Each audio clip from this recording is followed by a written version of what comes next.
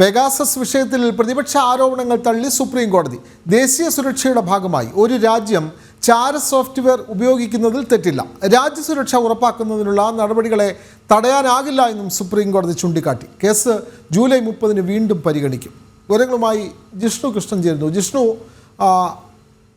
Supreme കോടതി കൃത്യമായ ഒരു ഉത്തരവ് അല്ലെങ്കിൽ കൃത്യമായ നിർദ്ദേശം നൽകിയിരിക്കുന്നു.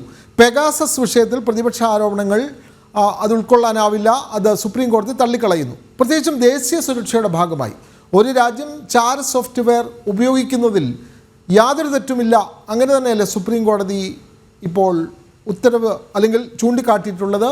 ജിഷ്ണു,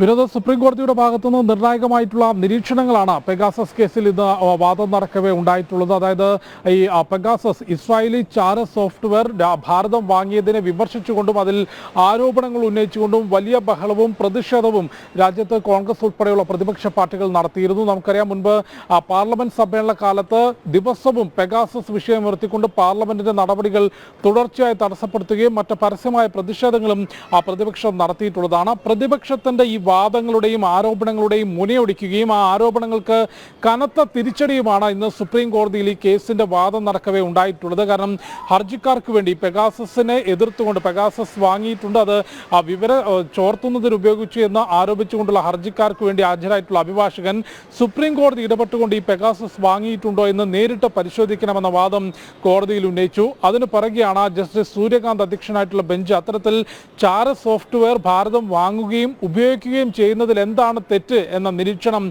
നടത്തിയിട്ടുള്ളത്. ദേശീയ സുരക്ഷ കണക്കിലെടുത്തുകൊണ്ട് ഇത്തരത്തിൽ പെഗാസസ് പോലുള്ള ചാര സോഫ്റ്റ്വെയർ ഉപയോഗിക്കുന്നതിൽ തെറ്റില്ല എന്നുള്ളതാണ് സുപ്രീം കോടതി നിരീക്ഷണം നടത്തിയിട്ടുള്ളത്. ദേശീയ സുരക്ഷ സംബന്ധിച്ചുള്ള രാജ്യസുരക്ഷ സംബന്ധിച്ചുള്ള നടപടികളിൽ വിട്ടുവീഴ്ച ചെയ്യാനോ അതിനെ ചോദ്യം ചെയ്യാനോ അത് തടസ്സപ്പെടുത്താനോ സാധിക്കില്ല എന്ന നിരീക്ഷണം കൂടി, നിർണായകമായിട്ടുള്ള നിരീക്ഷണം കൂടി സുപ്രീം കോടതിയുടെ ഭാഗത്തുനിന്നുണ്ടായിട്ടുണ്ട്. അതായത് നേരത്തെ ചൂണ്ടിക്കാട്ടിയത് പ്രതിപക്ഷം ഉയർത്തിയിട്ടുള്ള വാദങ്ങൾക്കും ആരോപണങ്ങൾക്കും കനത്ത തിരിച്ചടിയാണ് ഉണ്ടായിട്ടുള്ളത്. രാജ്യസുരക്ഷ കണക്കിലെടുത്തുകൊണ്ട് ഇത്തരത്തിൽ ചാര സോഫ്റ്റ്വെയർ വാങ്ങുന്നതിലും ഉപയോഗിക്കുന്നതിലും തെറ്റില്ല എന്നുള്ളത് രാജ്യത്തെ പരമോന്നത നീതിപീഠം തന്നെ വ്യക്തമാക്കിയിരിക്കുകയാണ്. ഒപ്പം കേസിന്റെ വാദം നടക്കവേ രാജ്യത്തിനെതിരെ പ്രവർത്തിക്കുന്നവർക്കും ഭീകരവാദികൾക്കും സ്വകാര്യത അവകാശപ്പെടാൻ സാധിക്കില്ല എന്ന വാദം സോളിസിറ്റർ ജനറൽ തുഷാർ മേത്ത കേന്ദ്ര സർക്കാരിന് വേണ്ടി കോടതിയെ അറിയിച്ചിട്ടുണ്ട്. ഒപ്പം ഇതേ വിഷയത്തിൽ കേന്ദ്ര സർക്കാർ സത്യവാങ്മൂലം സമർപ്പിച്ചിട്ടുള്ളത് രാജ്യത്തിന്റെ സുരക്ഷ കണക്കിലെടുത്തുകൊണ്ട് ഇത്തരത്തിലുള്ള നടപടികൾ, പ്രതിരോധ നടപടികൾ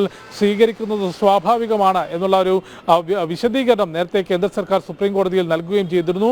അത് അംഗീകരിച്ചുകൊണ്ടും ഇത്തരത്തിൽ പെഗാസസ് ചോദ്യം ചെയ്തുകൊണ്ടുള്ള ഹർജിക്കാരുടെ വാദം തള്ളിക്കൊണ്ടുമാണ് സുപ്രീം കോടതിയുടെ ഭാഗത്തുനിന്ന് നിർണായകമായിട്ടുള്ള നിരീക്ഷണം ഉണ്ടായിട്ടുള്ളത്. ഒപ്പം ഈ ചാര സോഫ്റ്റ്വെയർ വ്യക്തികൾക്ക് നേരെ ഉപയോഗിച്ചോ എന്നുള്ള വിഷയത്തിൽ പരിശോധന നടത്താമെന്നും സുപ്രീം കോടതി വ്യക്തമാക്കിയിട്ടുണ്ട്. വിനോദ്, അതെ, കൃത്യമായ നിരീക്ഷണമാണ് സുപ്രീം കോടതി നടത്തിയിട്ടുള്ളത്. പെഗാസസ് എന്നുള്ള വിഷയത്തിൽ അല്ലെങ്കിൽ പെഗാസസ് വിഷയത്തിൽ അല്ലെങ്കിൽ ചാര സോഫ്റ്റ്വെയർ രാജ്യത്തിൻ്റെ സുരക്ഷാ കാര്യങ്ങളിൽ ഉപയോഗിക്കുന്നതിൽ അതിനെ തെറ്റു പറയാനാവില്ല, അത് രാജ്യസുരക്ഷ ഉറപ്പാക്കുന്നതിൻ്റെ നടപടിയുടെ ഭാഗമാണ്, അത് തടയാനുമാവില്ല എന്ന് സുപ്രീം കോടതി ചൂണ്ടിക്കാട്ടുകയാണ്.